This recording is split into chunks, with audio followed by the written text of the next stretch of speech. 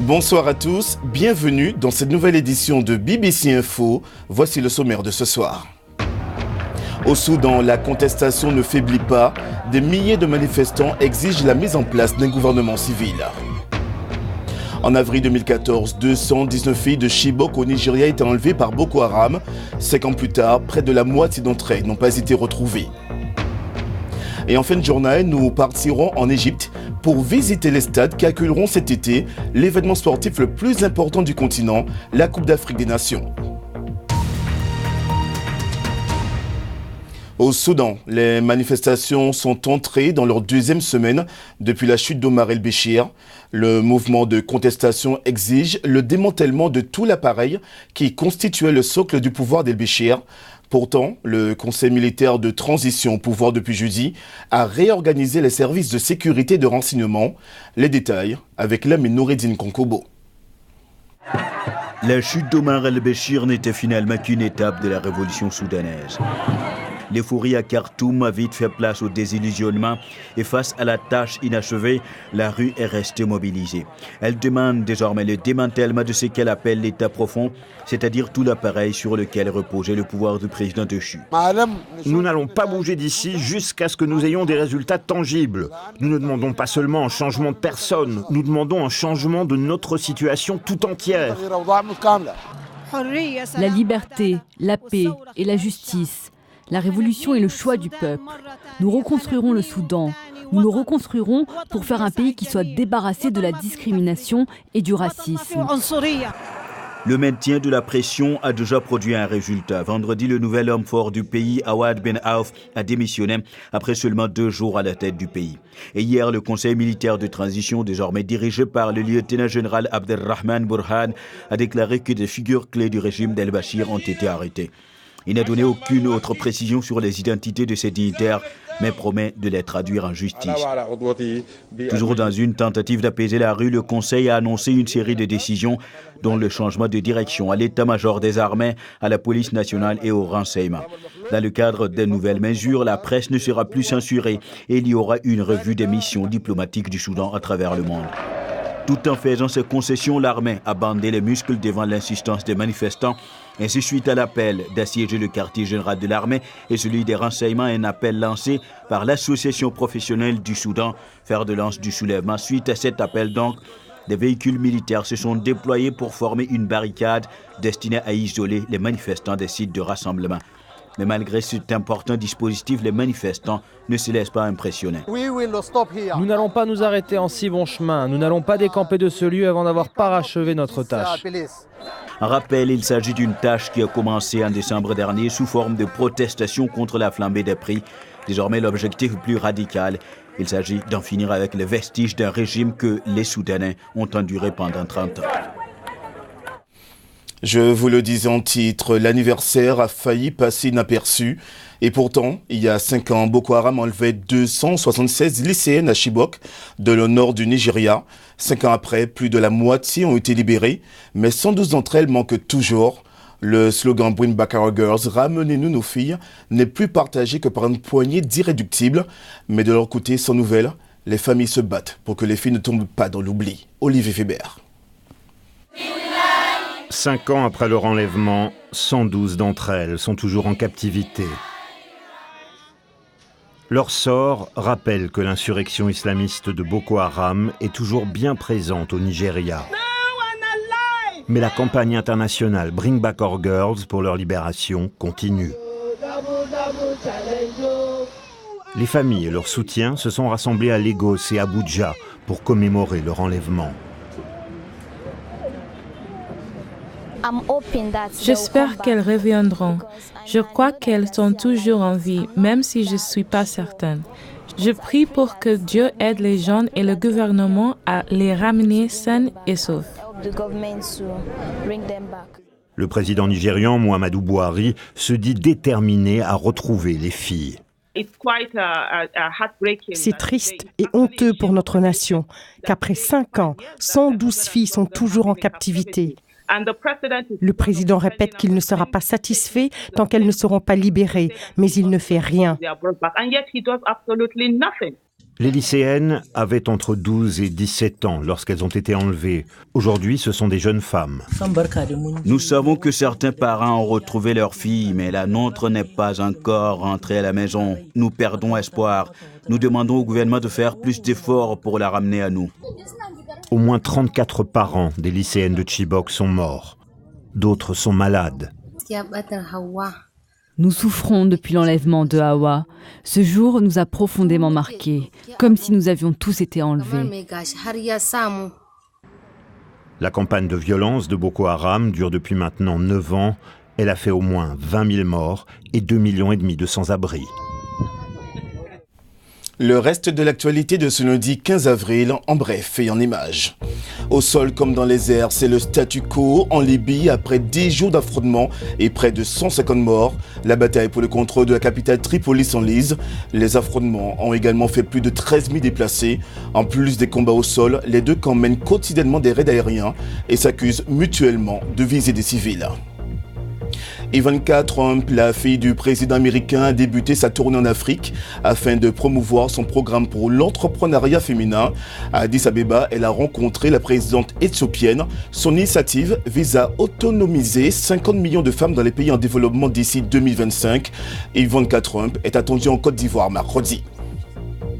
Les cas de rougeole dans le monde ont bondi d'environ 300% durant le premier trimestre de l'année par rapport à la même période l'an dernier. L'Afrique a enregistré une hausse de 700%. Principaux pays concernés, la RDC, l'Éthiopie, Madagascar, où de nombreux décès ont été observés, principalement chez les jeunes enfants.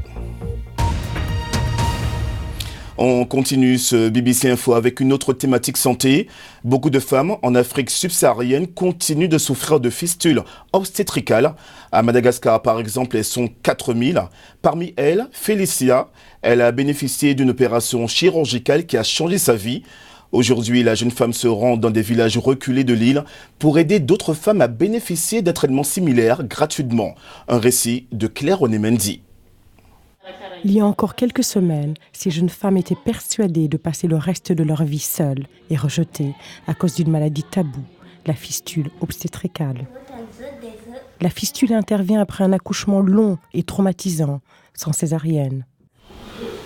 Les femmes souffrent alors d'incontinence sévère qui conduit à des ulcères et des infections. Selon l'ONU, environ 2 millions de femmes dans le monde sont concernées, mais moins de 20 000 sont traitées chaque année. L'accouchement a été 3 jours de souffrance. J'ai été rejetée par certains membres de ma famille et ça m'a fait mal. Suite à son expérience traumatisante, Félicia a décidé d'aider d'autres femmes de l'Est de Madagascar.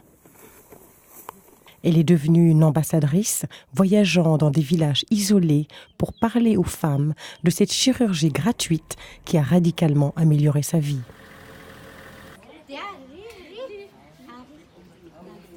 Beaucoup de femmes ne vont pas à l'hôpital, principalement parce qu'elles ont peur de la chirurgie. Il y a aussi des rumeurs sur le trafic d'organes. Mariam a perdu son bébé il y a 1 mois.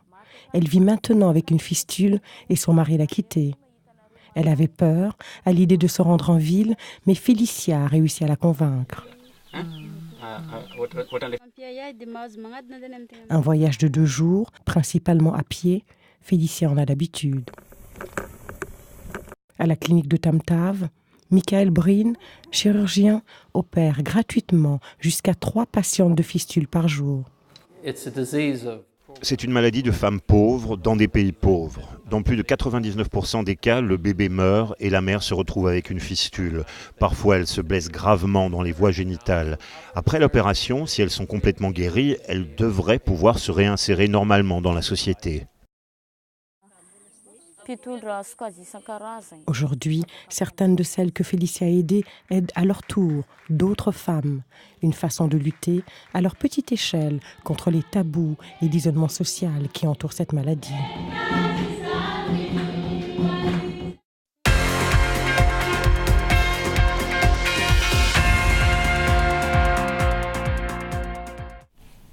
On ouvre cette page sport avec la Coupe d'Afrique des Nations de football, car on connaît les affiches des groupes. Les 24 équipes sont donc réparties en 6 groupes qui s'affichent devant vous. La RDC sera avec le pays hôte, l'Égypte, dans le groupe A. À noter de très belles affiches dès le premier tour avec notamment Sénégal-Algérie dans le groupe C, ou en alléchant Côte d'Ivoire-Maroc dans le groupe D. Le rendez-vous est donc pris pour ces 24 nations qui se retrouveront en Égypte du 21 juin au 19 juillet pour en découdre et sacrer le champion continental. Alors que les différentes équipes organisent leur camp de base, la pression monte pour l'Égypte. Amélioration des stades mais aussi sécurité font partie des grands enjeux pour le pays à 5 mois de la compétition. Tour d'horizon de la situation en Égypte avec Babacar Diarra. La CAN 2019 en juin prochain sera la plus grande jamais vue avec son nouveau format à 24 équipes au lieu de 16. Mais en étant désigné pays hôte en janvier dernier pour remplacer le Cameroun qui n'était pas prêt, l'Égypte s'est lancée dans une course contre la montre. 5 mois, c'est peu lorsqu'il s'agit d'organiser un événement sportif majeur, mais l'Égypte est capable d'organiser ce type de grand tournoi. 4 villes vont accueillir les matchs, Le Caire, Alexandrie, Suez et Ismaïlia.